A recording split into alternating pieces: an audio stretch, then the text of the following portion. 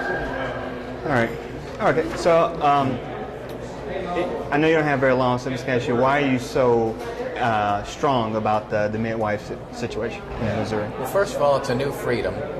It's always exciting to be able to let people make up their own mind about things. And the doctors have had their thumb on this issue for the last 50 years almost. And they won't let anybody else deliver babies at home. And since the doctors aren't willing to do it, then I think Missouri ought to join 40 other states.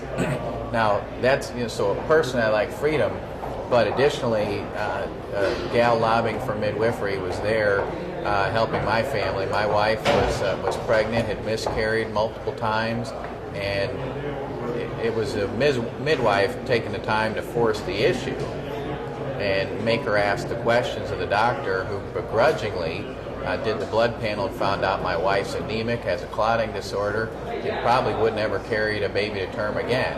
Now the doctor didn't bother checking, but the midwife, or the would-be midwife, is the one that forced the issue and found it. So when you have somebody who's taken the time and is really responsible for your fifth child being born at all, and maybe even your wife being alive, you're going to listen and be sensitive to what they want. I mean, how can you repay a debt like that?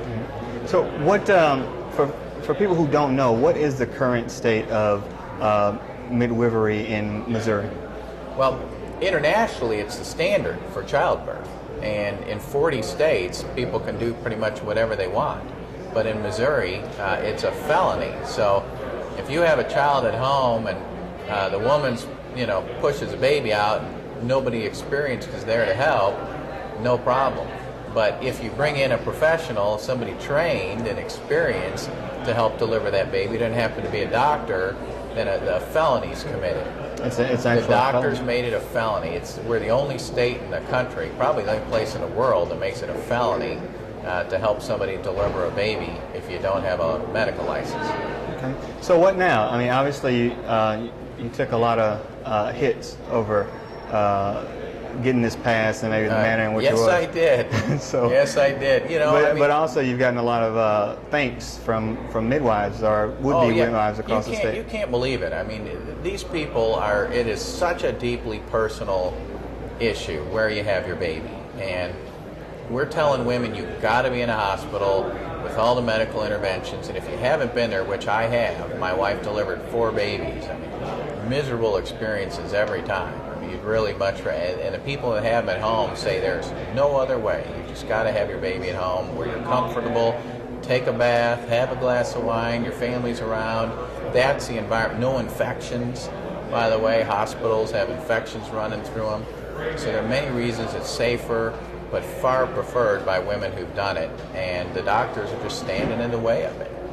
Okay. Well, so what now? Where is the bill now? I understand there was some maneuvers to try to reverse it. Where is that now? Well, the doctors are very powerful, and I hadn't taken on this issue before. And while I was sort of supportive of it, it wasn't like a big issue for me until what I told you happened. I've always supported the doctors by and large when it came to tort reform, and I handled the medical malpractice reform bill.